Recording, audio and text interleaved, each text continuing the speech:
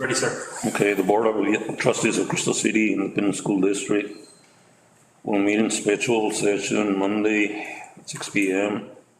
Tuesday, correction, July 6, 2021, Administration Building, Boardroom, 613 West Zavala Street, Crystal City, Texas, 78839.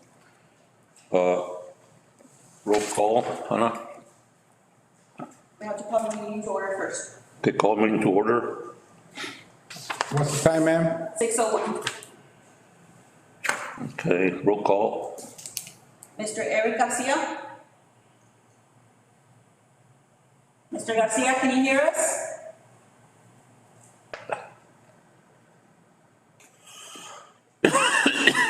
He's on there. I see him. I see him. Oh, Mr. Mata, I haven't seen you. Okay, continue then, we'll go back. Mr. Reyes Espinosa? Present.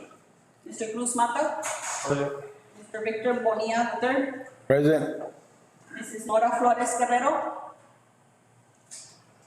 Ms. Nora, can you hear us? Their mics are muted. Unmuted.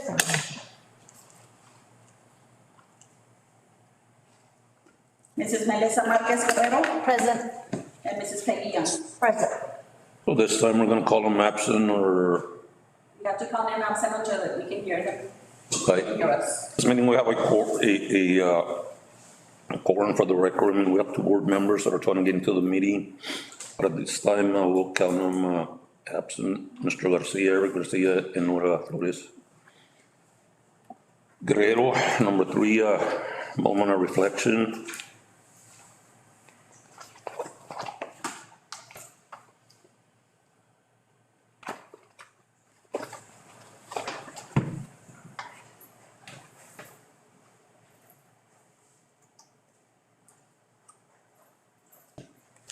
Item number 4, audience to patrons.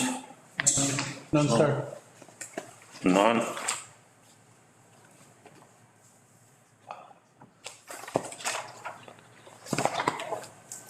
Anything, Mr. Fernandez, on? Yeah, I see him on there, sir, but I can't hear him. Want to give him a call or something, or? It's like Eric trying to get in with another device here.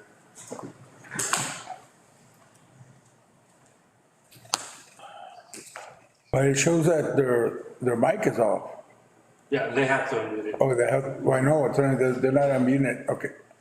There's Eric already unmuted. Can you hear us, sir? Yes, can you hear me? There's one. Okay. So, Mr. Garcia, present time, 6:03. Can y'all hear me? Yes, yay. Nora, time. Okay, then we do have a full quorum. At this time, we're going into action items 5A, discussion action to approve stipends for the 2021-2022 school year. Mr. Ramirez? Yes, sir. Attached in your board packet, you'll find the 21-22 proposed stipend schedule. And it lists different titles and the amounts, and with a note at the bottom about the stipend figure into the annual salary, and that earnings paid separately per event using supplemental pay forms twice a year. Entertain any questions the board may have. Are there any changes from last year, sir? Yes. Are they the ones from last year? Yes. What are they? I'm sorry, say that again. The stipend Changed. changed. Oh, nothing changed other than the addition of the headband director. There's, if I may, I'd like to point out that, under that first note, stipend figured into annual salary, that usually applies to the coaches, but it doesn't apply to the other ones like the UIL. Not until the event starts, yeah, But that's, twice. that's right. Yes, sir. Okay, so that's understood. Yes, sir. I'm writing it down. Okay. I think it applies to the head band directors, to the band directors, Yes, sir. applies to the coaches, but I don't know about the rest. I know for sure that UIL, I don't know about the the cheerleader sponsors, I don't know about them, how it works for them. Okay, if I may continue, I think under Superintendent, or under Dr. Gonzalez, we had talked about, or we had brought up the issue of department chairs, reactivating the department chairs. And I don't see them here in the list, either they were activated, but there's no, it's gonna be done with no kind of stipend. If that's the case, I believe that we should give them a stipend if they've been reactivated. I know that department chairs do, they do a lot, not just for the department, but for the students. And if you're talking about a student count, I mean, every subject, there's what, usually 4 subjects in a department, and multiply that by 120, that's how many kids they service during the year, all year long. And the department chair, that's one of the things that they guide the department in. And secondly, department chairs, they will work well with the instructional coaches. They did before whatever happened, that those duties were shifted over to the instructional coaches, which I believe wasn't a proper thing to do. So curious to know why aren't they here in the list? Ronnie, I think in our discussion, I mean, and it's true, we touched on that a little bit, but I think we agreed to have department chairmen for high school because of the, and then after junior high and down the line, just, I mean, the instructional coaches. I agree, I mean, we're gonna have instructional coaches for high school, we need to include it. But you know, I mean, we have a lot of departments for instructional coaches, I mean, and in the other schools, I mean, we have, like in the elementary. I'm talking about the high school. Yeah, that's what I'm. The high school, the department chairs, they're a very useful tool. And we need to make sure that we utilize it, we maximize it. And as to who would be the department chair, well, that's be up to the campus principal. And be up to that person to make sure they pick the good one. You remember what was the pay that was before? It wasn't very much. I think it was maybe 1,000 at the time, way back when. Could have been 2,000, I don't know. But it was back in 2016, as far as I remember. Want to look at it and then bring it back? I mean, Yes, sir, I'd like to ask the approval of this stipend with the condition that I come back at the next meeting any other thing that we kind of, with the department chair and the amount, once I study how it falls in line with all the rest. I mean, Yes, sir. for the last 2, 3 years, I mean, I've been recommending like a set salary for the athletic training. And again, it goes from 2,000 for 4,000. This lady, I mean, does year round, I mean, basketball and volleyball and football and everything. I mean, I think we need to give her either the 4,000, I mean, that way she knows how much she has or whatever. Because, I mean, we just put from 2,000 to 4,000, so I don't know if it's a decision of the athletic director to give her anything between there, but I think maybe I would recommend that we keep the 4,000 because she does go football, basketball, volleyball, track and everything. Boys and girls. Boys and girls. Based on that, I would concur with you, Mr. Espinosa. That we keep her at 4? Yes. 2. Yes, So it's 4,000.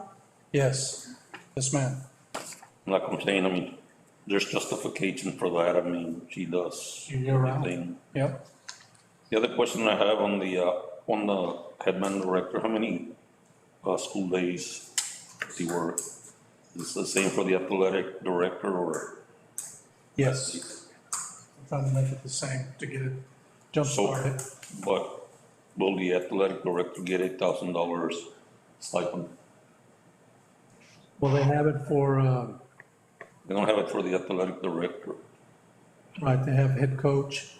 They have it for the head coaches, but I mean, I think on the athletic director, and I'm not sure about Mr. Hunstein, you might also want to research it out. Since they work year round, they don't get a stipend, athletic or band. I think one time when they worked year round, Mr. Hans, back in 16, 17, when they got into budget problems and they were cutting stipends, he gave up his stipend to help the other assistants not be cut of theirs. I think we cut on supplies and materials that he needed to give him the stipends. Why don't you research it and bring it back? I did with HR, but I'll do it one more time and put it in writing.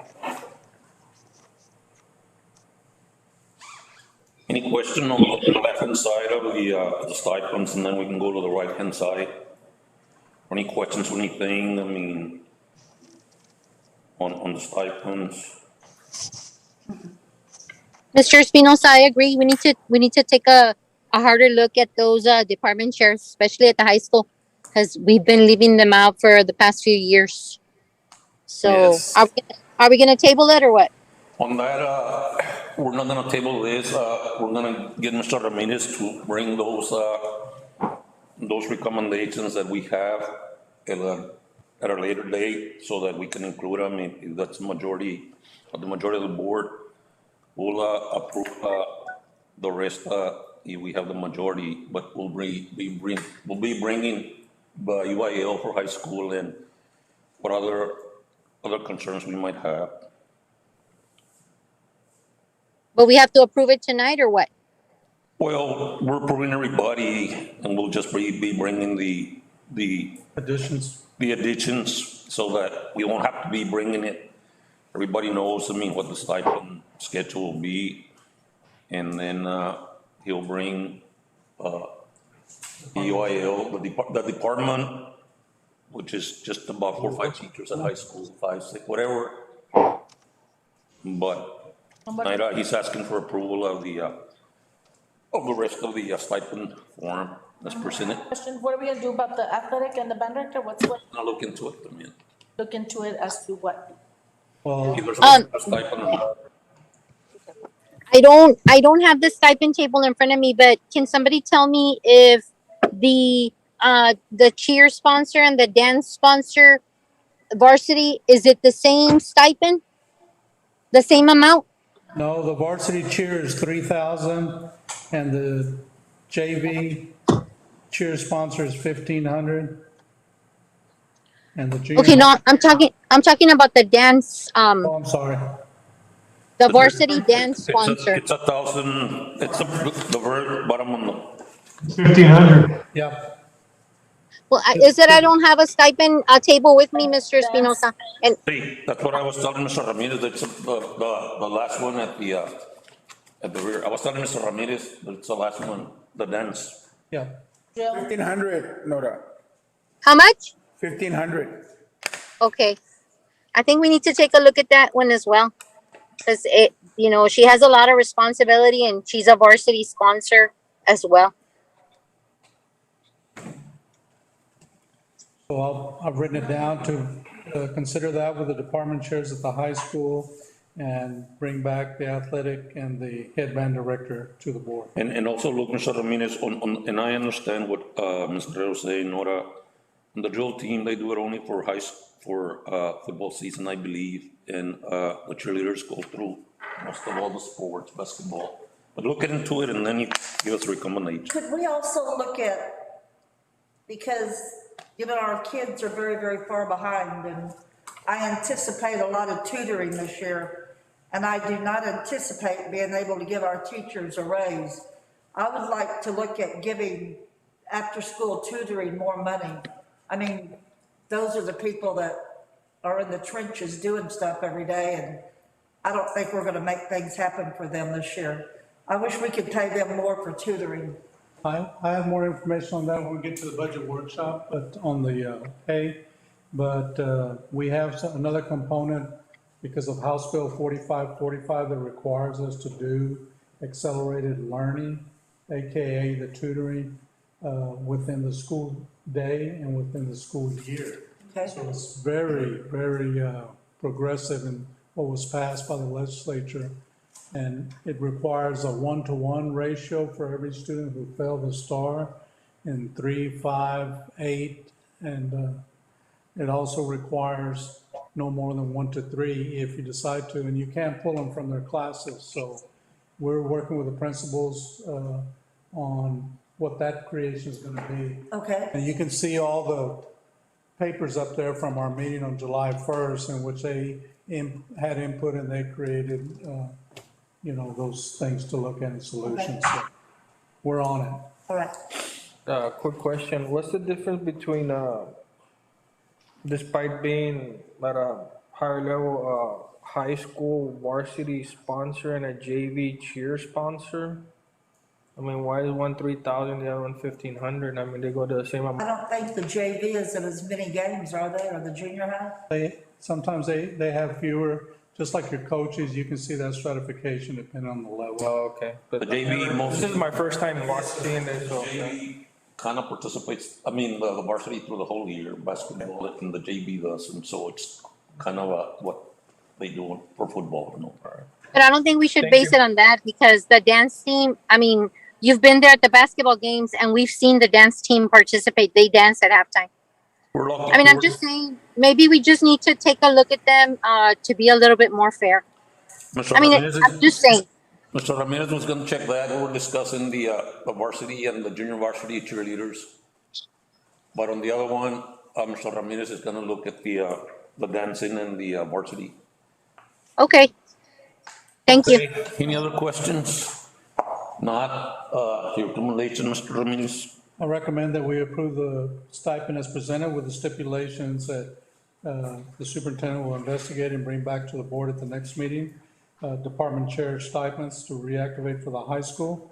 An investigation review of the athletic head coach and head band director stipend, and also the drill dance to investigate that and compare to chair and so forth. In addition, the UIL, and most of those are twice a year in payment, and the coaches and band directors are the stipend figured into the annual salary.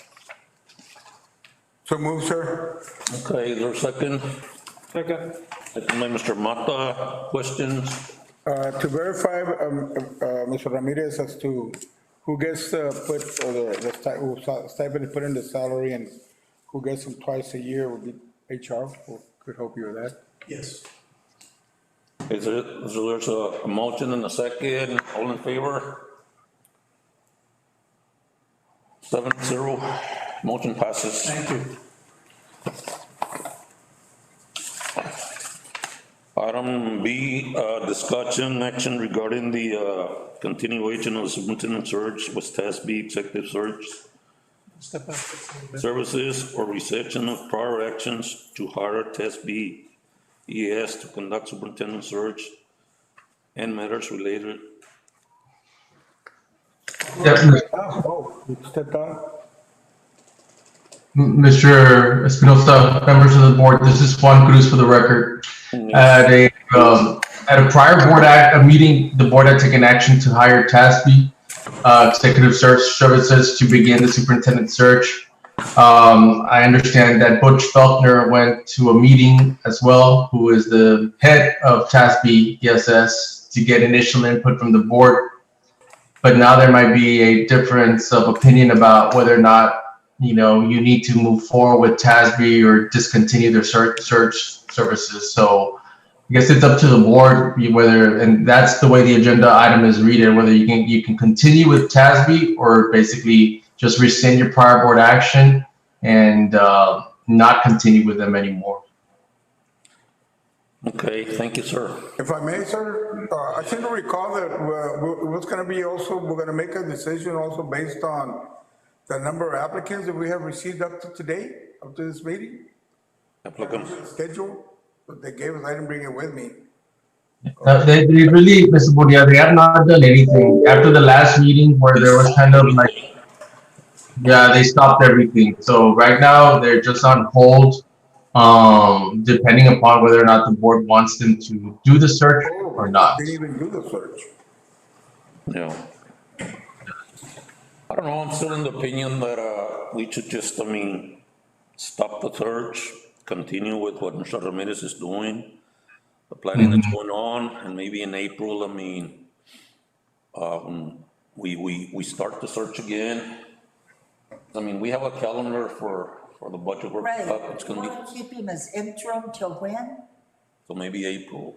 Right now, it's, I don't think we should, because we haven't had a team of 8 for how many years? he can do the team of 8, he can bring it. No, remember Ed Barr said he will not come and do it with an interim. I think if we don't want to pay the money, I think we ought to go the legal route and start advertising. If we know who we want, I think we know who we want. We can pick our candidate, and then let's get back in compliance with things so we can keep things moving. Mr. Cruz, on what Ms. Young is saying, I mean, we can do the team of 8 with an acting superintendent, interim superintendent. Yeah, I would have to look into that, whether or not that's something that can or cannot be done.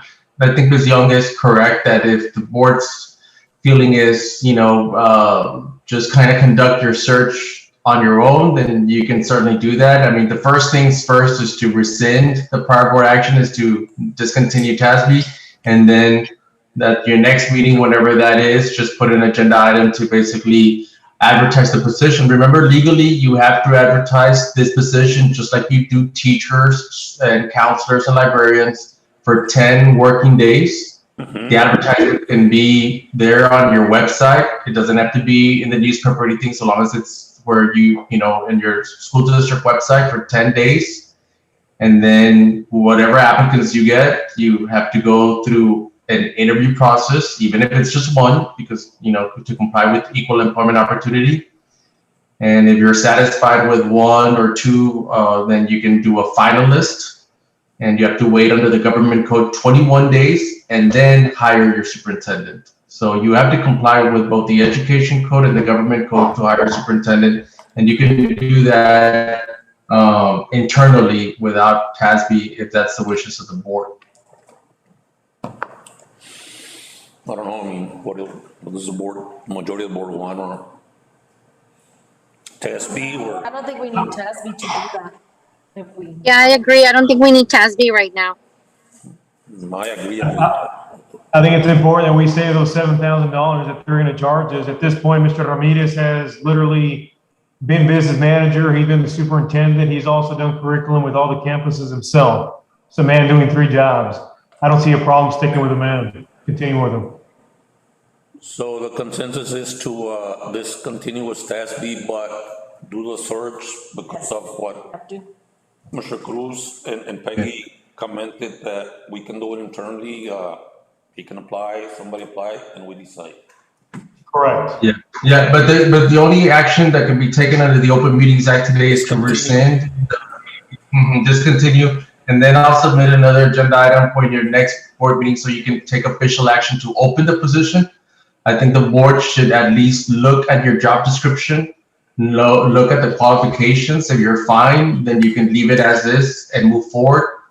As you know, at minimum under the law, you need a person that has a superintendent certificate, and whether or not they have 3, 4, 5, 10 years of administrative experience or whatever else qualifications you want to add, I think that should be the board's call. So at the next meeting, you basically approve the posting by HR, but you have to approve that posting and give it to HR, and then they run with it and put it on your website.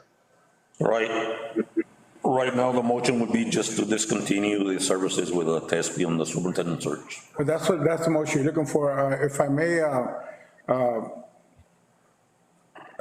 my instincts tell me that we should go with CASB. Because see, yeah, you're right. It's gonna cost us $7,000.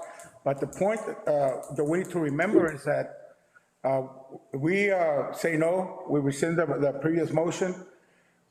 We still have to go through the act of looking for a superintendent. How much is that gonna cost us? We still have to do it, the advertising has to be done properly. We have to look at the certification, at the qualifications. What expert is gonna be doing that work? Well, we have HR, let her do it. That's her I job. don't need TASB to do all that. Okay, I'm just saying you guys, We already owe TASB a fee for backing out. Remember the guy told us it was 10% for not following through or something like that. So we already owe them that, so it's more than 7,000. I mean, the attorney can guide, We can advertise in area papers through TASBO. Our Through website. TASB. Through, Wanted to, express my opinion. Okay. let HR do it. Okay. Any more comments, questions, concerns? Not so that we can have a motion. Can we bring Mr. Ramirez or he has to stay outside, sir? Mr. Cruz? Oh, no, he can be there. Mhm. Mr. Espinosa, if nobody has any more questions, I'll go ahead and make a motion to rescind. Let me bring Mr. Ramirez in. Oh, Ahí está, he's in. He's in. He's over here. Let me see, well, he didn't turn that off because. I was looking for you. Okay, at this point in time, I'm gonna entertain a motion for item B, and I think we had a motion. yes, I move to waive the services of TASB, sir. Okay, Second. there's a motion to discontinue the service of TASB at this time by Nora Flores Guerrero, and a second by Melissa Guerrero. Any questions, further discussions? Not the vote. All in favor of the motion? Against? Abstention? Okay, 601, motion passes. I'm gonna need Mr. Cruz anymore. Mr. Cruz, thank you. One more item, later. Okay. Okay, then let's move on to It's the next one. discussion action regarding authorization, administration, and/or legal counsel to retain engineers in relations to high school auditorium remediation project and matters related to that. Mr. Ramirez? Yes, we have Mr. Cruz, made a Yes, so board. Go ahead, Mr. Cruz. this is an item that we had been discussing with the board, with the prior administration and then the prior interim administration as well, who did take initiative, Dr. Gonzalez, to actually do some drone footage and so on and so forth of the high school area and, to show the board kind of like the trouble spots.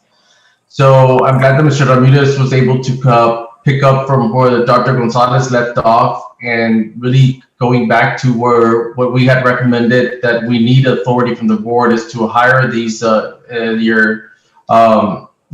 sets of engineers. And we had presented this to the board previously, which is your civil engineer to conduct a topographical survey of the district properties in question, which would be for $10,000. That's an item that had been previously presented. And then you need a civil engineer to analyze the survey results regarding the drainage flow and the related issues. That was another $10,000. Again, that was previously presented to the board as well. And then the last would be the structural engineer to basically go over the analysis of the drainage and propose repair options at a cost of $15,000. So we had previously presented these 3 items to the board at a cost of $35,000 to kind of look to see where the problems are at the high school, and give us a site analysis, give us basically how to fix the problem so that we can take something to the quote unquote defendants, and have them pay for that. Of course, we had also told Mr. Ramirez, the board, that we would be asking for these defendants that basically did the work that showed these problems to also, reimburse the school district for these, basically the $35,000 plus the attorney's fees associated also with having to fix the problem. I did not hear mentioned an environmental engineer. I believe this is the second or third time I brought it up myself. The environmental engineer was not present with the original project managers. There was no mention of an environmental engineer, and I believe that that person should be a crucial member of that team that we should hire of engineers. Would that be the topographical survey civil engineer would cover how the land is basically there and how it sits. So they'll take care of that. I'm not sure if you meant that type of individual or something more than that. It's more in depth than that, sir. It also would cover the flow of water, not just on ground, but also below ground. That's been an issue, the flow of water in that area since back in '75 when they built the original high school there. Sure. And it seems like it's still going on. And then looking at some of the listed engineers, I don't see an environmental engineer. And they're very extremely important. You might want to maybe read Yeah. a little bit environmental engineers to what they do. I know that they seem to be a part of engineering firms. I don't understand why the ones we've had haven't included one.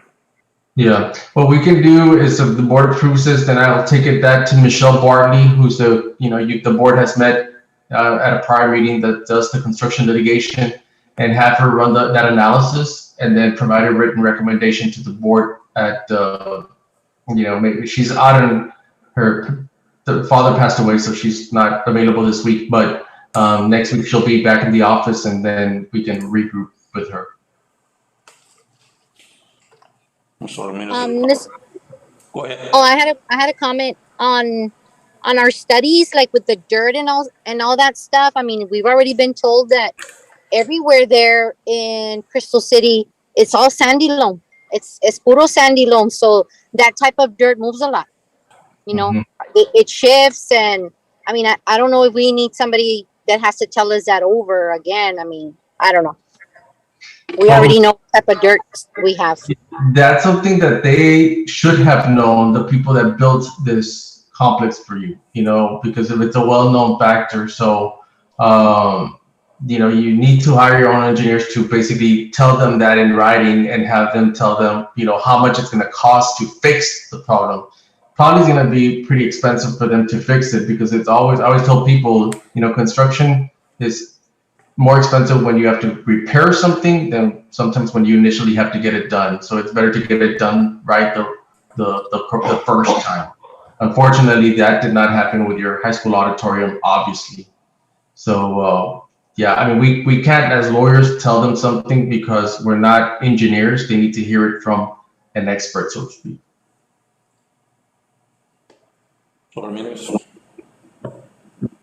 With that said, I recommend that the Board of Trustees authorize administration and/or legal counsel to retain engineers in relation to the high school auditorium remediation project and matters related thereto. A motion. Motion by Ms. Young. Do we have a second? Second. Second by Mr. O'Neill. Questions? Not all in favor? Melissa? I'm gonna abstain. You're abstaining? It's one abstention, 601. Is there another abstention on that? 601. If I may, sir, it says here, environmental engineering is a job type that is a professional engineering discipline and takes from broad scientific topics such as chemistry, biology, ecology, geology, hydraulics, hydrology, microbiology, and mathematics. So it's a discipline that usually involved in dealing with construction. That's my understanding. And so I question as to why I haven't seen that title and the project that we'll be dealing with. And I think it's like Mr. Cruz said, for the initial investigation, we would like to begin with this, and we may be back to have to add that to get the board approval also for the environmental engineer. While we're talking about the building, I remember, I don't have any paperwork on it, but I remember that we were told, because remember you told us the roof was leaking? I remember, I don't have the paperwork, but I remember they said there was like a 30-year warranty on our roof. So we're there, right? Yes, all we have to do is report that to the All right. insurance. Let me make sure that we got the vote right. You abstain, right? Were there any other abstentions? All in favor? Everybody abstain from all that? Okay. Okay, item D, discussion action item to, authorize administration to engage in graphical, and geographical, technical, engineering connections with the renovation project by, is it Ellis Construction? Correct. This is also to determine the scope of the project should the board call the bond election. But better yet, same kind of issues. We want to know if it's cost prohibitive in this type of work of renovating the athletic fields. Because if there is a lot of movement, then it takes more base and it's more expensive. So we want to identify those costs ahead of time in the scope, and the information from the technical engineering connection with this project from Hellas will go a long ways to not have issues with any renovation or construction. And that would all have to come back to the board, and if the board decides to do that. Was this bid out? No. Mr. Cruz? We didn't Yeah. have, So Hellas does work through the buy board. So that's, there's, when you do anything over $50,000, whether it's a good or service, you all know that under the bidding laws, you have to bid it out. But Hellas, unless one of the exceptions is that they're part of the buy board, and Hellas is. So Hellas has been doing a lot of these turnkey projects without the bidding process because they're part of the buy board. We've done work with them in Freer, and Jim Hog, and Fremont, and Zapata recently, and I think at Taft as well, ISD. So we're kind of familiar with the way they've been working with school districts, and school districts, you have the reason why I guess a lot of school districts do it is because it's faster to get to the end goal than having to go through all the bidding processes, so on and so forth. And it's perfectly legal because, again, they are under the buy board. and where's this money coming? Mr. Cruz, but are they only gonna come advise us as to what we need, or are they gonna do the work? Yeah, no, Hellas does the whole turnkey. They'll basically do an assessment, do a plan, obviously you can go as fancy as you want, or it's all about the costs, right? And then they do the work. So. What's it gonna cost? What fund are we paying this from? This will come out of 199.36, and the athletic fields under contracted services. And the amount is $15,575. It's $10,975 for the geotechnical exploration and recommendation from Adias Geo Professionals Incorporated, a geotechnical engineering and testing corporation. This is being passed on by Hellas at no markup. And then 2, the topographical survey exploration from Gilberto A. Gracia Surveying Company, and they're passing this cost on with no markup as well.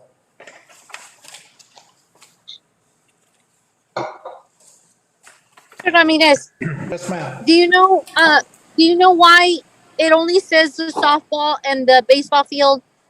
I mean, if the tennis courts are right there as well, near where we have those water issues and flooding. I mean, why aren't we including the tennis courts? It's all in that general area, so it'll be surveyed as well. It should include that, and then we'll look at, after they collect the data, we'll look at the feasibility of it. I'll make sure to include it, Mrs. Flores Guerrero. Ramirez? I recommend that the Board of Trustees authorize administration to engage in a topographical and geotechnical engineering connection with the renovation project by Hellas Construction as presented. Including, The tennis courts. the tennis court. Yes. Do we have a motion? A motion. Is this D or E? This is, D. D, so the next one's, okay. We have a motion by Mr. Cruz, Mata to, to approve this. Do we have a second? Second? Second by Mr. Bonilla. Questions? Yes, I have one. So right now it's just gonna be the study. We don't have a quote for them as to what's, how much they're gonna charge us to fix it or anything like that. Correct. That comes under, I think, E, right? Yes, that'll be later. Item E, we're gonna discuss that in a minute. Oh, okay. Or approve, I mean. Okay, all in favor of the motion? Were the tennis courts included? Yes, ma'am. Okay, 6 in favor, against, 1, so it's 6-1. Motion carries. E, discussion action to authorize district administration to negotiate a contract with Ellis Construction Company. Yes, so this would be for the athletic field renovations. It lists the baseball, softball.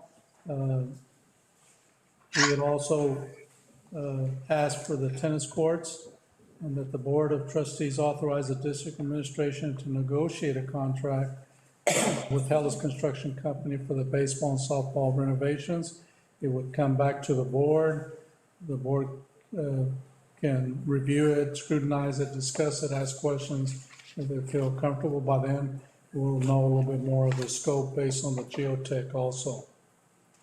And we would rely on attorney, the law firm, Mr. Cruz. They have worked this with Hellas and different other ISDs in the best interest of the district. What do you say, Mr.?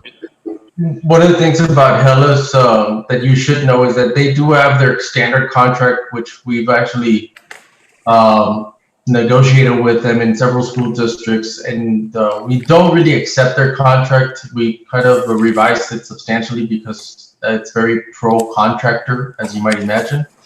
So we kind of change it to make sure that it's more pro-school district and stuff. But when you get the contract, hopefully we'll be able to, you'll see all the red line so that you see what terms were changed in the document. And I guess for the board, very important is the scope of services. That's what, the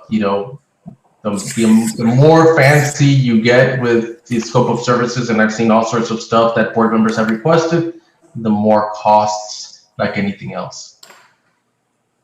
Mr. Ramirez, so based on D and E, I mean, then we'll decide the board. Yes. If we can proceed with the bond election. We'll also will decide on the scope The of the project based on all the alternates. monies and. Yes, sir. Any questions from Mr. Ramirez or Mr. Cruz? Not, I need a motion to, motion. A motion. Motion by Cruz Mata to go ahead and approve. E, second. Second? Second by Mr. Bonilla. Questions? Not, all in favor? Against? Was there did Eric vote for it? I didn't see. Eric, were you for or against? Okay, we have 6 in favor and 1 against, motion passes. Okay. Thank you.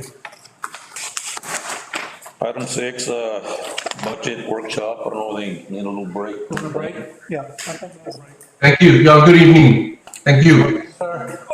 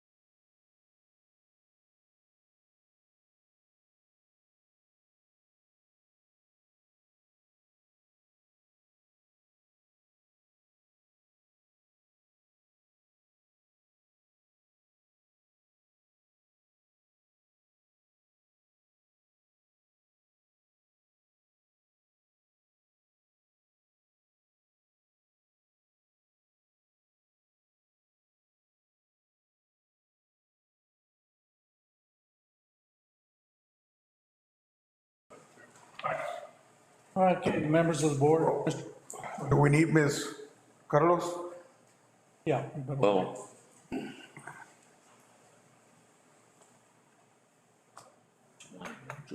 or.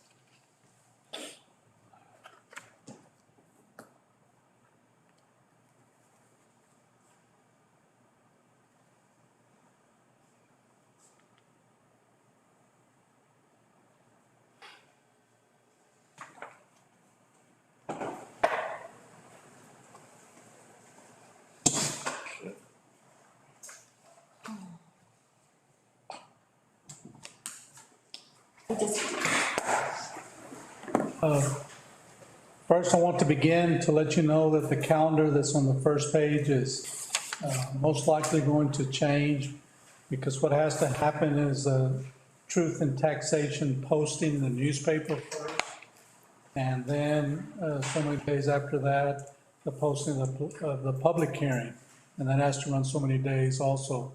We will present the budget for the board to consider for adoption before August 31st, but it's probably looking the next week after that week of Monday, August the 16th, just to have a little bit of cushion. So I'm going to walk you through some documents and what we use to prepare the budget. And of course, as always, the first thing is how much revenue does the district have coming? What's the projection? So first, I'm going to cover the 2021 summary of finances, and you'll see there's 3 pages of the 40-page document.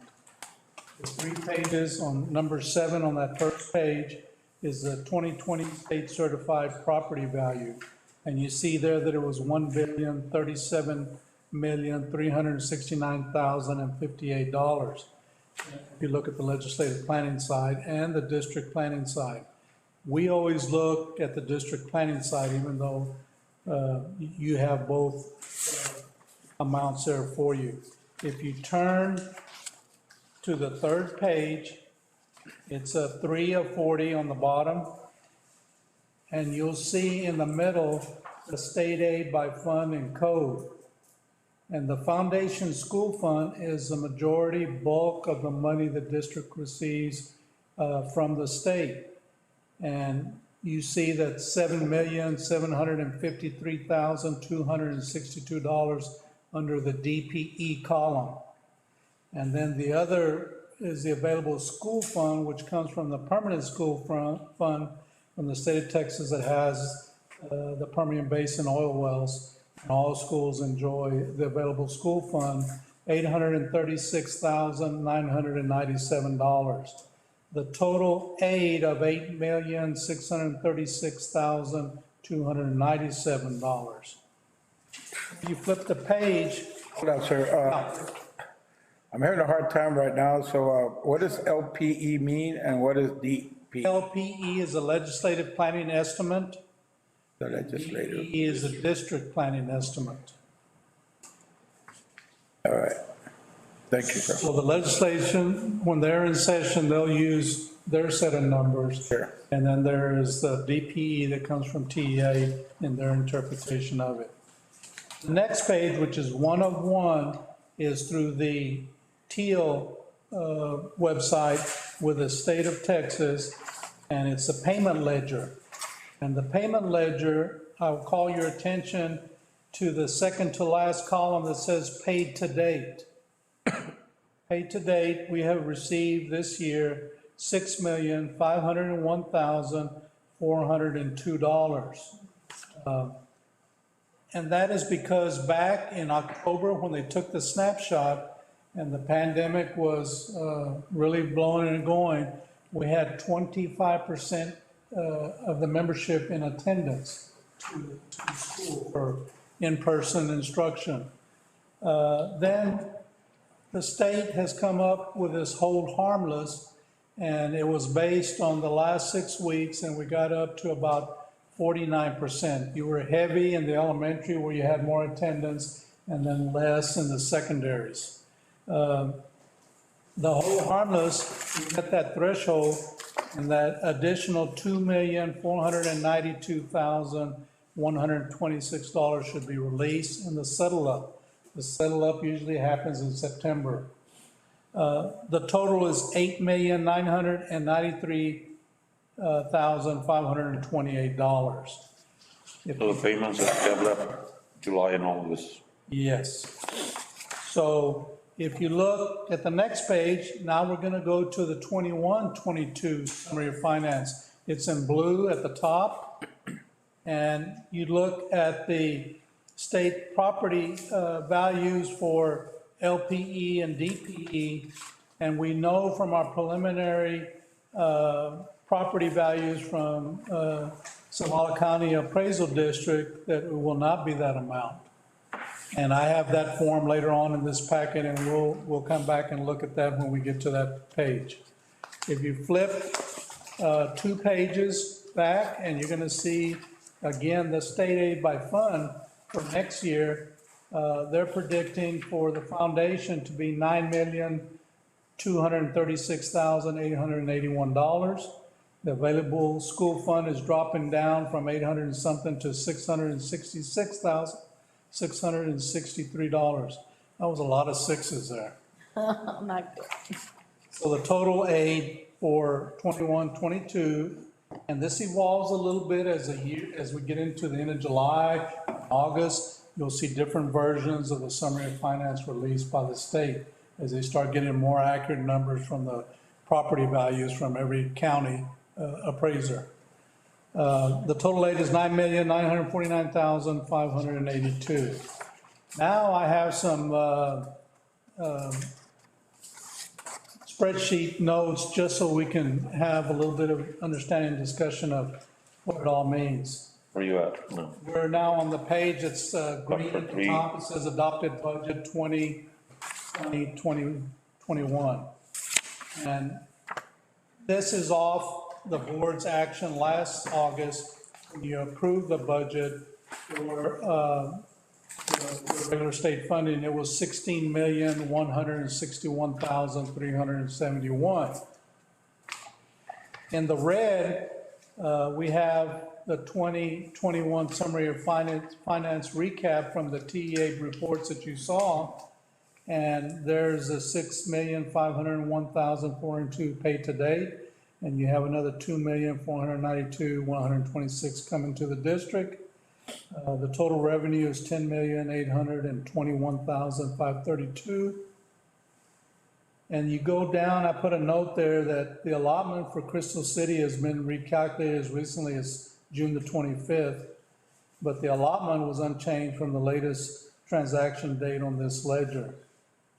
The second note is I put is the fall snapshot of live attendance was approximately 25%, and the last 6 weeks attendance was about 49%.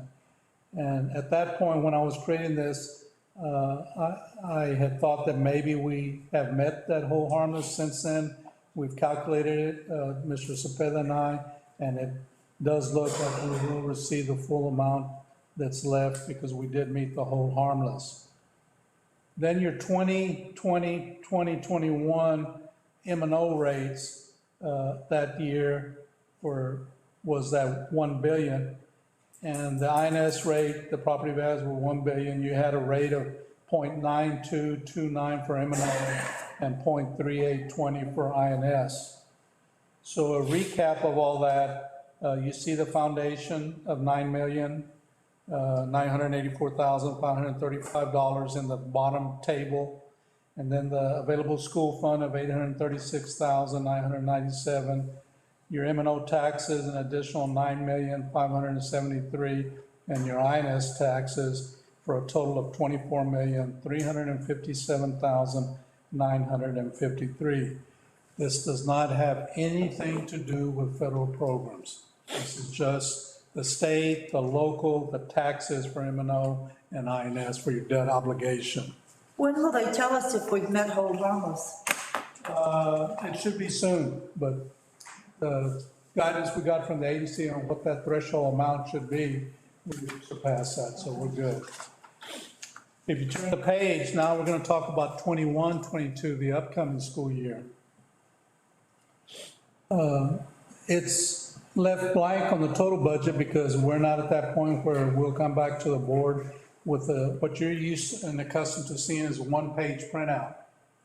And in there, it had the prior year and what they were proposing for the new year, and then you adopted the budget based on that. I just want to give the board a little bit more understanding of how that one page gets created and where the revenue sources come from. So if you look at 21, 22 in red, the summary of finance, you see that we have foundation $9,236,881. Available school funds a little bit lower, $666,663. A total of $9,903,544. 20 taxes collected to date have been $13,290,534.11. That's combining the M&O and INS collections. The board sees that every month in the board report from the Solala County Appraisal District.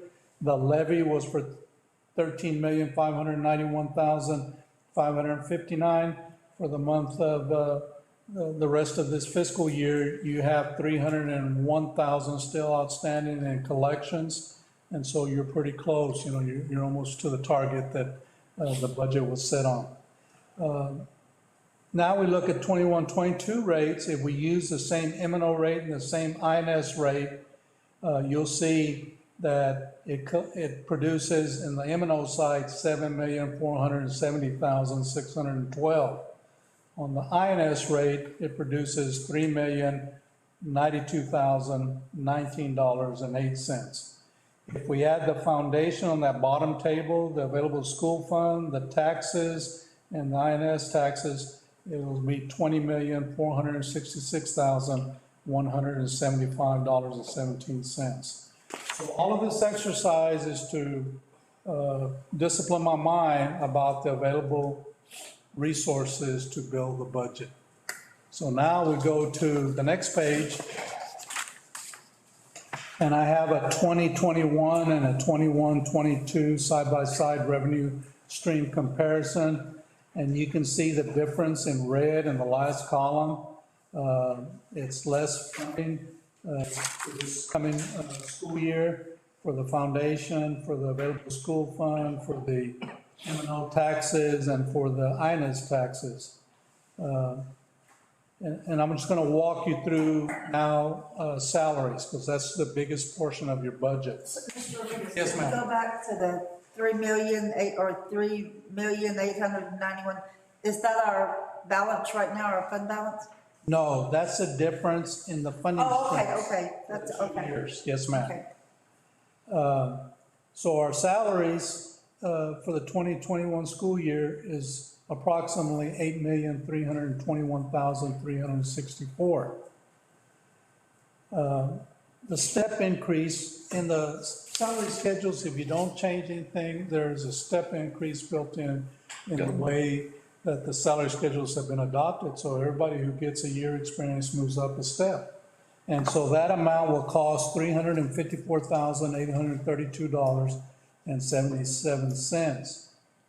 Right now, I'm building the ESSER 3 application with our consultant Kish Russell, with Mr. Cepeda, and also myself. And so the thinking is to use the ESSER 3 funds, and I'll explain as we go through this a little bit more to bring clarity for that step increase. Also, for 21-22, if I add that step increase from ESSER funding to this year's salaries, it would be $8,676,196.72. The TASB salary model is based on a 4% increase. If we give the raise, if the board gives a raise to the teacher, it would be about $347,047. I again propose ESSER 3 funds. In addition to that, the grand total for all the salaries for next school year would be $9,023,244.59. The ESSER Fund 3 is, the application when it goes in and once it gets approved is $6 million. We have 2 years to expend the ESSER funds. So the idea is to offset the step increase and the raise with ESSER funds, but we also want to reclassify and relieve and release local funding, which either from the state or from local tax collection, to be carried by ESSER, a certain amount of positions that are identified that are supplemental. Even ESSER 3 allows surplanting. Unlike the federal regs, for the regular federal programs, you can't surplant, you can only supplement. But with ESSER 3, you can supplant. And so the idea is that local money that's relieved by ESSER 3, in a 2-year period, 1.8 million each year, would put $1.8 million more in the fund balance each year. So it would be about $3.6 million you would add to your fund balance that you have right now. In a minute, we'll cover the fund balance and we'll talk about how much belongs to M&O, how much belongs to debt service. Eddie, but Mr. Rodriguez, then what happens when we don't have this ESSER money? You've grown your fund balance. You've grown your fund balance, and also the budget would be approved for those subject to funding by federal, or ESSER monies. So that would carry you for 4 years. And within 4 years, that's a long time. That's what you're saying. The legislature, they've been in court about how they fund schools and the equity of it. And so within that 4-year period, you're gonna see a move to something. That's what you're saying. I mean, that we're gonna add more to the fund balance for. Yes, to weather those years. Yeah. And you can also make it that the ESSER step increase and 4% are subject to funding, which is based on ESSER or the fund balance. Now, there's another component to this, but I'll proceed just so I don't get lost myself. The financial planning strategies for a 2-year period, because 90% of state funding is 6,100 is 90% of the state funding, is to target and align your 6,100 to fall more in the range between 78 and 80%. So that's what usually in the state funding you want to be around, no more than 80% going to salaries. And right now we're at 90%. And right now we just, because of attrition, we just stopped to take a look for a week or two. We're still looking at applicants for vacancies and stuff. Also validating with principals, as you can see from those charts, as we talked about the grade realignment, the movement of teachers and how, and the principals had input, and they're the ones decided on that moving how, and we approved and signed off as central office, but they're going into the administrative leadership training the week of July 12th, because they're gonna have to make some decisions about their campuses and restructuring to meet the new goals of House Bill 4545. And it is very, very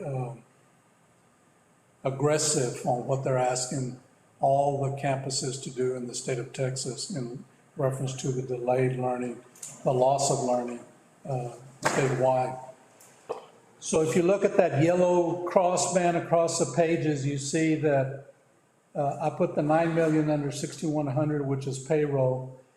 The contracted services, supplies, travel, and debt service, these are not the numbers that I'm recommending, but I took them from this year's budget just to give you an idea with all that I talked about salaries, what would it total to be? And it'd be $18,174,006.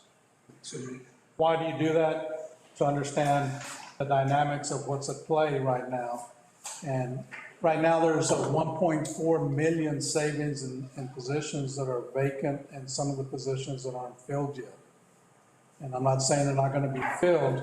I'm just saying that that's a number that's out there. If it was half of that and you save 700,000, that's 700,000 that you would offset of that deficit of less funding. But the total funding of 18,174,000 is doable, because if you remember on the page before, we had 20,466,000, so it's under that. So there's not a reason to panic.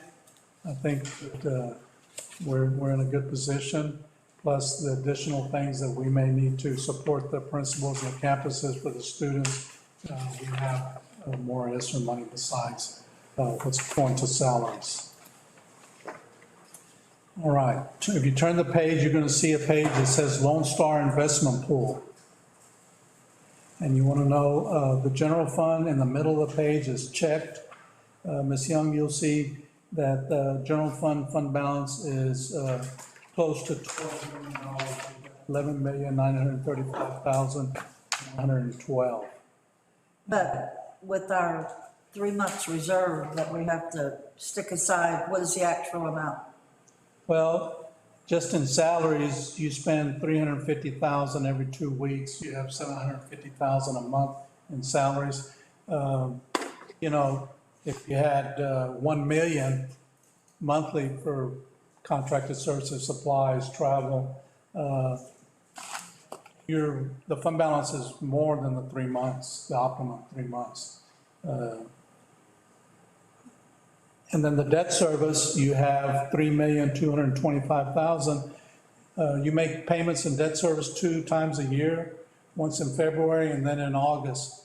The August payment, one is principal, and the other one is principal and interest. And the August one is principal and interest, and you're going to pay about 1.7 million from that 3 million fund balance you have in INS there.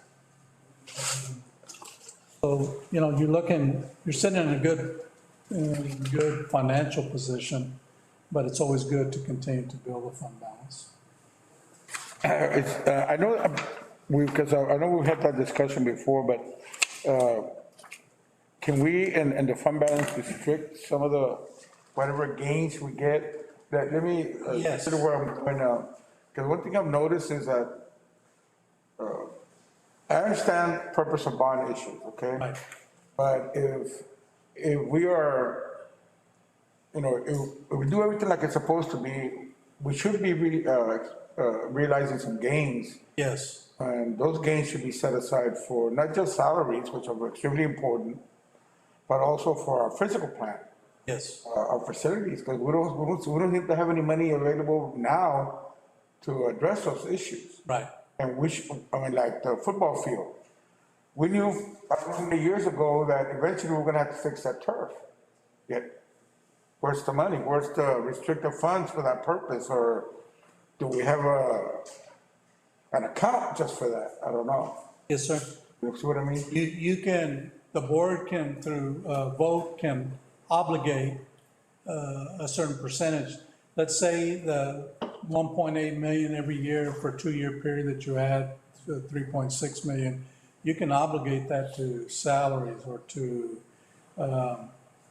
certain construction projects or upkeep. You can do a certain percentage for that, so it's always obligated to that, not spent on something else. The board, that's in their discretion. And you have, if you look at that Lone Star page, you have $740,276 of the 2015 construction fund. So that money can also go to any of the repairs or renovations there at the high school, and whatever was built in that scope of 2015. The way that the bond language is written is general enough that allows you that flexibility for that. It can even be spent towards the athletic fields if that's the way the bond was written. You know, I would have to ask bond counsel to interpret that, Humberto Aguilera or Juan Aguilera, to look at that prospectus that was put out to the people who bought the bonds. And so we have to eventually expend that money, because if not, the district is going to get penalized with arbitrage. It's been sitting there too long. And it's a 5-year threshold window. And the IRS will come after us on that. So we got to move. It's been hiding there for too long. Yep. Okay, go ahead. Spend it. Yeah. So, And now is a good time, I mean, it's a good time to use that money properly, and it's also applicable. yes. So when you look at the scope of the fields, the athletic fields, the tennis courts, all that, and do the refinance, you look at your bond capacity, you can also look at that $750,000, also the scope. It just helps you on the scope of how much you want to bite off. Is it common for, you know, when you have bond issues like that, to have money left over, not used for whatever it was meant to be? It's not common to have that much. Usually, something was cut out in the building of it. But a lot of times it's the contingency amount. And the contingency amount is unexpected costs or inflation or something they run into construction that will require, that wasn't budgeted. So most bonds will have a contingency amount, and it could be that that 750 was part of the contingency or part of the scope is reduced. After the Lone Star page, you'll see a printout from Ascender, our financial software. And you can see the current year tax levy, the prior year delinquent. What I wanted to point out to the board is the realized revenue expenditure column, so that you can see what the balance is. They estimated when you adopted the budget a certain revenue, and now they've been posting what they've been getting in revenue, and then and expenditure, and the balance is there on the last column for this 2021 fiscal year. The next page is one, it's a sender also, and it just lists 599, which is your INS, your debt service. And those are the numbers that you have there.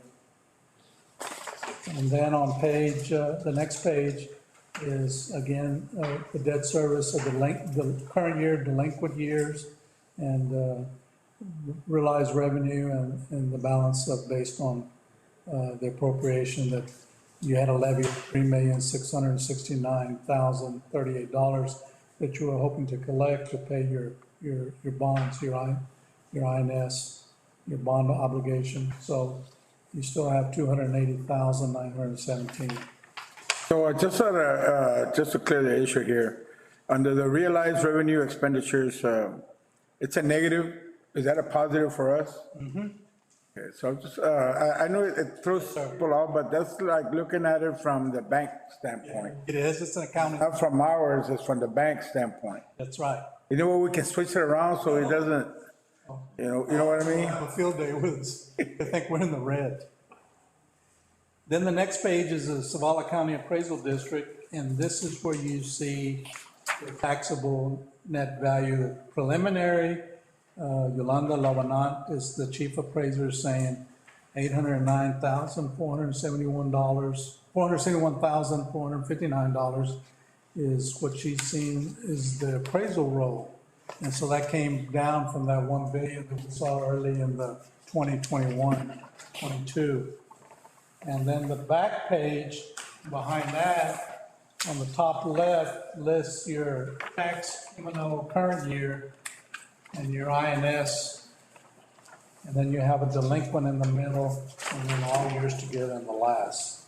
So that just kind of gives you the history of the tax collection. So I wanted to get further along this week. By the end of the week, I'll be through with the salary, with that kind of scenario, with the ESSER funds that we talked about, and be able to also bill the rest of the 62 through 66 object codes, and to have the next year budget completed, hopefully by the end of this week. With that said, then we can set a date for the public hearing. Unless the board wants a second workshop, we're close to finalizing. Mr. Ramirez, I have a question. On the, honestly, one of my concerns is the teacher salaries. Okay, and what that study that TASB did provided for us.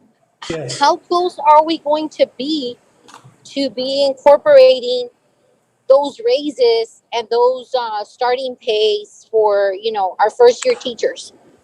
I mean, we've done a lot for a lot of the employees and whatever, but right now, I think that our focus is how close are we going to get to those pay studies for our teachers? We have it, it's in there, it's that 4% that I allude to. So the teachers would have the step increase for another year of experience. It varies depending on the scales that we have now. And then the 4% raise that TASB calculated. The difference is that we're presenting it as a board resolution to add to their salary, annualized salary that is TRS credible. They'll get credit for that higher salary for TRS. But we're not recommending the adoption of the TASB salary scales because then you're locked into it. And Mr. Espinosa had asked the question of what happens, 2 years, 3 years down the road, 4 years. So this protects the district for some unforeseen recession or the economy were to fall even further, that, you wouldn't go bankrupt because you couldn't afford, or you'd have to empty all your fund balance. And that would be not infinite. The fund balance is not infinite. You would eventually run out of fund balance. So yes, Ms. Guerrero, they're getting the step increase and they're getting the TASB 4% in this model that we're discussing with the board, with y'all tonight. I'm reading like Carrizo and LaPrior. They're making it very clear when you go to their website that anybody they hire under ESSER funds or any raises they're giving ESSER funds, they want the people to understand that this is just for 3 years. So your job is subject to non-renewal because, they realize that it's not sustainable to keep those salaries up when the ESSER money's gone. So are we doing that? We're doing it a little bit different. We are using the ESSER, but when the ESSER funds are gone, they still have their position. They still have the same step where we're at 2 years or 3 years down the road. At that time, we will still have almost the same amount of ESSER funds, but it'll be in local money, not ESSER.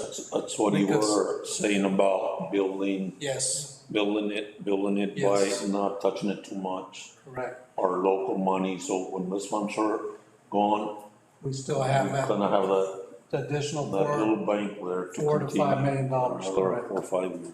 Correct. And It's good. the other issue. But you have a new bond payment? And if Yeah, no, but the bond payment is separate fund, it's from 599. you have a new one, we're not really making making a debt on our bond. We just restructured it, so it's like a credit card. We're paying the interest, but we're not really making a payment in the debt. Yes, you're not paying principal. What you're doing is getting a new interest rate, so you're paying less. But that is dependent on the board and what they set the INS rate. You don't have to pay the minimum. You can pay a little bit more too. So just like when people want to pay something they have on the credit card off earlier, and not just be paying the interest and carrying on. But it creates bonding capacity, leverage, freedom to do anything else you need to do. Yeah. And you're pretty close to the same INS rate. I don't think you're gonna have to raise the INS rate. But I can't tell you today because I have to do the due diligence with the soil tests and scope of what that would cost, and then come back to the board, and then I could tell you. But it most likely will not raise the INS rate. It still could be the same, but you'll get more bang for your buck. Any other questions from I couldn't put anything in the paper until the board saw this, and then we start talking about it. And so, you know, I'd like to put a news information out. Mr. Ramirez, Mr. Yes. Ramirez, Yes. I still feel that, you know, if it's only 4%, we're still not being too attractive of a district if we're only going to add like $1,600 to a first year salary teacher salary. I mean, I thought we were going to work towards, you know, getting to $44,000 a year starting pay for a new teacher. We could, but that's not the TASB 4% that you were talking about. If you talk about a $3,500 or $4,000 added to their salary of what they have now, you could do that. It's a little bit more, but it's not the TASB steady. Well, And I'm okay with that. If we're not gonna, I get direction from the board, and then I go back, I do my work, and then I come back and recalculate and present to you. So that's something. well, in my opinion, I think that we should take a look at it, because when we were talking to TASB, we were looking at all these scenarios, but I understand if you don't want to go through the TASB model, then we'll go through the CCIS, through your model, ISD model, and try and compensate our teachers how where they're supposed to be at, and then raise our starting pay to be able to attract new teachers. If not, we're in the same boat as other years. But all teachers get that extra money, not just the first year or new teachers. Exactly. All these years, our teachers have stayed behind. We had 13 teachers that were frozen for I don't know how long already, or 20-year plus teachers that didn't get anything. Correct.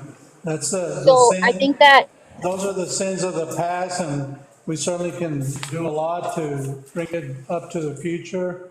And I couldn't tell you until today, because I've done all this work over the weekend and crunching Monday. And where I'm at now, I can tell you that I can move forward with more if the board wants to get more aggressive. I just started with what the board had contracted, which was this TASB salary study.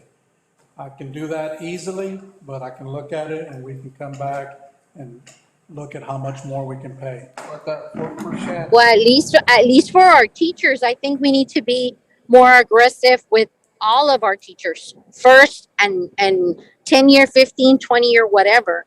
But I mean, that's my opinion. I think we need to look at our teachers differently this budget year. Yeah, I'm not opposed to it. I agree with you. And I don't think any of the board members are opposed to that, Nora also. Yeah, because we realized we made that mistake, that we granted a pay increase, but we forgot to unfreeze the steps for the veterans, or what, how many, of 20 and more teachers? Yes, remember we had like 13 teachers that were frozen since So that was I don't know okay. when, and Right. you know, I mean, And those are the limitations of trying to use that scale like that. So if you just come across the board and say, hey, it's gonna be $3,500, or it's gonna be $4,000. And that's what I'll come back and show the board. Did we raise the table, Red, Raised it. for the teachers that were in that predicament? Yeah, so The ceiling? while they didn't get a raise on the scale, they were climbing each year to a certain point for every year experience until they topped out, your scale topped out at 20 or 30? No, I think we put it to 30. 30, okay. When do you think this district can start looking at going with the teacher allotment incentive? Well, it's very divisive because it's only for a certain amount. It's not for all the teachers that could I qualify. know, but let's face it, when you're working towards something, maybe the scores will get better. And in the ESSER, we have some incentives that what you have done as a board, those $1,000 that you gave at the beginning of the year, at the end of the year. We also have some student performance incentives in there for the campus or for individual teachers who have that. So that's something that it's a good thing for teachers too, and staff that belongs to that campus. And in all fairness, I mean, I don't think that's a fair statement. I mean, we've been under a pandemic. I mean, it's going to be 2 years, and some people around our area do qualify for that allotment, and they're not even TEA recognized. So, Right, but I'm saying that the allotment is not a panacea for all the teachers to qualify for. It's a certain amount. Okay. Mr. Ramirez, is that 4%, I mean, is that gonna be on a yearly basis, or like 4% this year, 4% next year, 4% following year? Yep. I bet. We get 2%. But For teachers. we have flexibility because you saw the 18 million and the 20 million. There's still another 2 million to grapple with. So I just want to finalize, because, you know, we need some new band equipment. We need, you know, there's different things. We need some vehicles for the night watchman and we're short a couple of police cars. There are different things that you know, we're looking at, but we still have a bigger cushion with that ESSER. We're being frugal and trying to do the salaries and then some of the vehicles or equipment or things that students need, whether it be band or athletics or the regular classroom. Yeah, that's what I was gonna say. I mean, we're looking at athletics, but now since we have the alignment where our fifth grade students are gonna go to, I think we need to do some work in the old annex building. Make sure the air units are ready. Yes. Make sure, there's no leaking or whatever. To me, that's very important. Also like the rest of the things that we discussed. Yes, sir. Mr. Ramirez, one more thing also, I think we have a few certified professionals that we need to take a look at as well. You know, I don't think their salary is meeting up with their duties and responsibilities. And I guess maybe I can send you some names and you take a look at it since their names are on the agenda, and then see what the other board members think. I understand it. I didn't either. What was that, Norm? Yeah, oh, uncertified teachers, or what did you say? No, that there's some like assistant principals, and I don't know about our principals if they're really where they're supposed to be at. I think that we need to look at that as well. Salary wise, you mean? Yes, ma'am. Yes, we're looking at the whole district. It's not just teachers, it's everybody. Yes, ma'am. Anything Okay. else?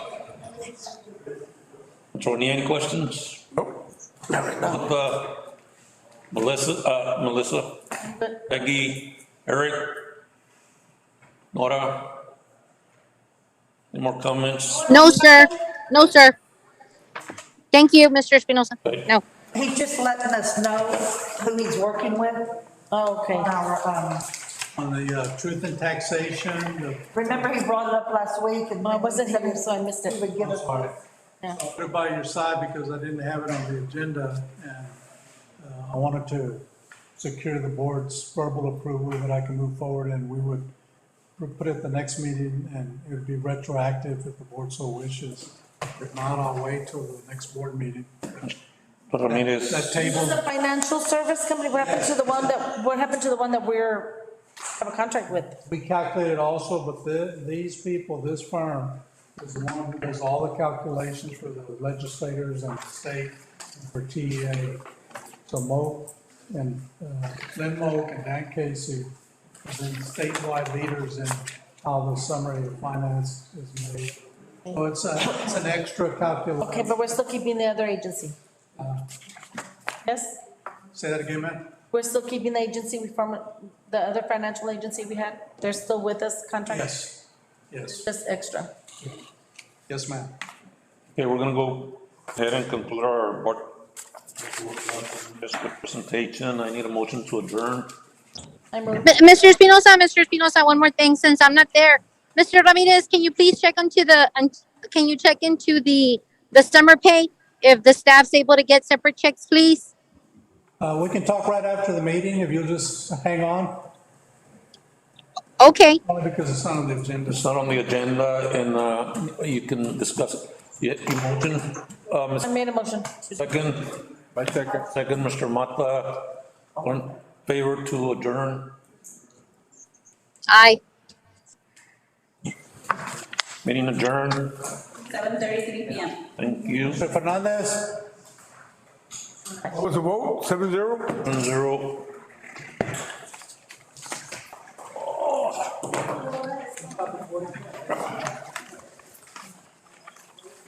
Hold on, Ms. Guerrero, I'm gonna answer that question. Okay,